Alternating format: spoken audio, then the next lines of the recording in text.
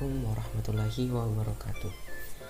Perkenalkan, nama saya Musawir dari Prodi Teknik Pertambangan S1 Fakultas Teknik Universitas Mula Warman, Samarinda, Kalimantan Timur.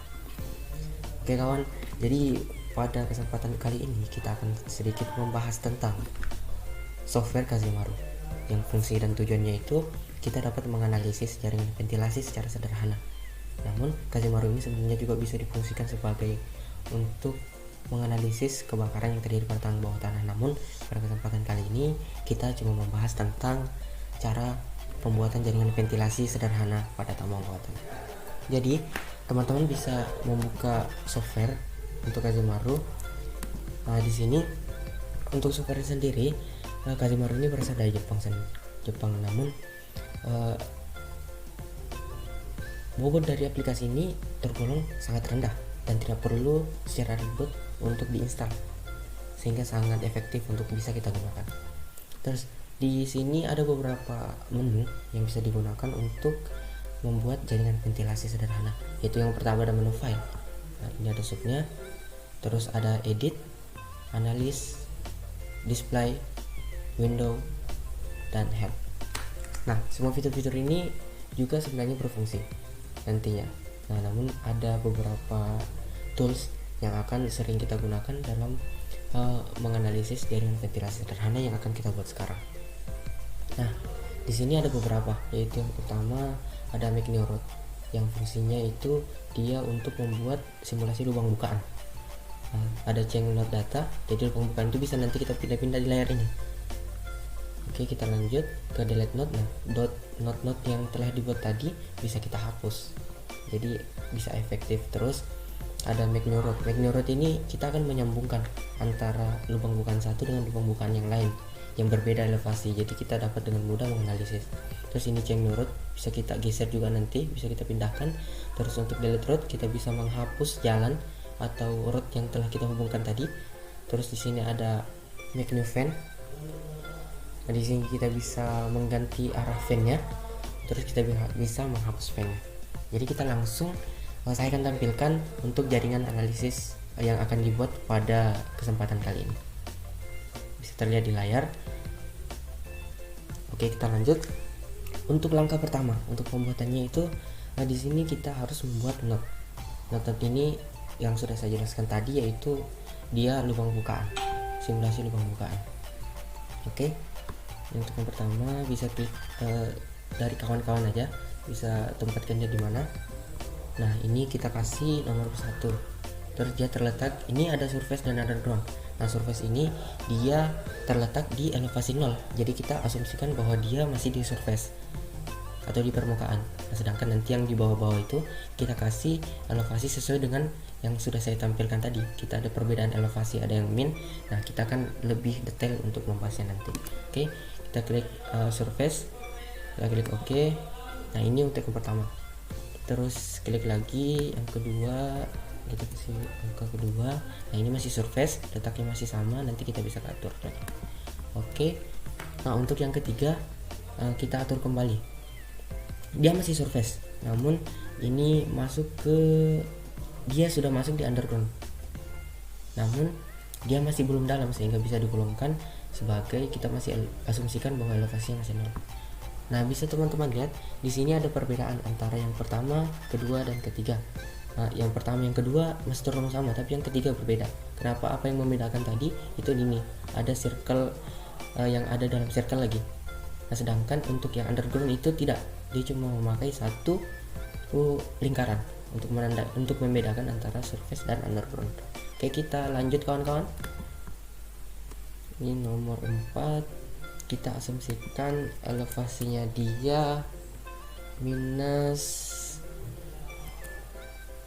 kita harus minuskan ya kawan-kawan, soalnya dia nanti jaringan ventilasinya kita bisa lihat perbedaannya pada saat kita tampilkan dalam bentuk 3D. Oke, ini kita asumsikan 100, kita klik underground. Oke, terus keempat, terus kelima asumsikan dia 100 karena dia sejajar. Oke, yang keenam kita asumsikan dia 200 underground.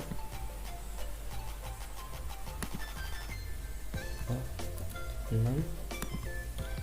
Terus yang ke-7 asumsikan dia 200, dia di underground. Nah teman-teman, jika melihat sebenarnya untuk lebih ke akurasi sih, kita bisa mainkan dia di lubang bukannya ini. Kalau kita misalnya ini terlihat kurang rapi, nah bisa kita atur. Nah di sini menggunakan fitur ini untuk memindahkan ya, jadi dapat dengan mudah untuk memindahkan. Nah jadi dari teman-teman jika merasa masih kurang lurus ya bisa diluruskan, namun tidak perlu terlalu akurat juga, soalnya nanti pada saat kita analisis juga dia akan sesuai. Oke. Ini. Nah selanjutnya setelah kita buat asumsi lubang bukanya ini, terus kita analis ini kita klik parameter. Nah di sini kita akan mengatur surface temperature. Nah kalau teman-teman di laptop teman-teman kawan-kawan masih belum menggunakan 20, soalnya kita memakai satuan internasional. Nah silahkan ubah dia ke surface temperature 20. Nah sisanya ini tidak usah diubah karena sudah menyesuaikan dengan keadaan pada saat pembuatan software. Oke, kita karena sudah 20, kita klik OK. Nah setelah analisis temperatur sudah, kita menghubungkan magnetic rod untuk lubang bukaan yang sudah dibuat. Contoh klik ini. Nah di sini ini kan normal resisten itu sudah menurut satuan internasional itu digunakan angka 0.98.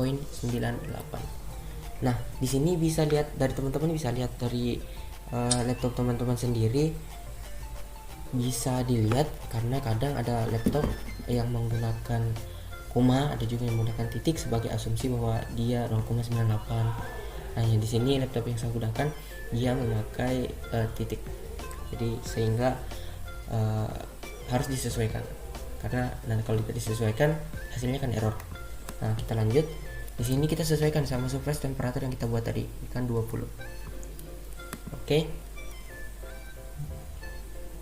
Terus di length ini kita nolkan saja namanya area juga kita nolkan, head conductivity juga kita nolkan. Kenapa? Karena ini bisa digunakan dalam menganalisis kebakaran yang ada pada tambang bawah tanah, sedangkan kita hanya membuat jaringan ventilasi sederhana. Jadi anjurannya kita hanya perlu membuat nolkan saja semuanya. Oke. Kita klik OK. Nah Anda melihat kalau punya kita itu sudah masuk, datanya sudah sukses, itu ini angka 0,98. Kalau punya teman-teman masih 0,0 sama 0,0 di atas, artinya device teman-teman itu harus memakai angka koma. Kalau di sini sudah muncul berarti ini sukses. Dan kita buat lagi ini dengan ini 0,98. Oke. Ini dengan ini. Oke. Ini dengan ini. Oke. Ini dengan ini. Oke. Terus ini dengan ini. Oke. Oke. Nah, ini setelah kita membuat neck new rod untuk menghubungkan lubang bukaan, nah kita sekarang membuat fan ini yang kemudian berfungsi sebagai penyuplai udara yang berasal dari tambang bawah tanah. Jadi kita klik di sini ini untuk menentukan fan-nya. Nah untuk airflow unit ini kita memakai menurut satuan internasional itu kita memakai angka 16,7.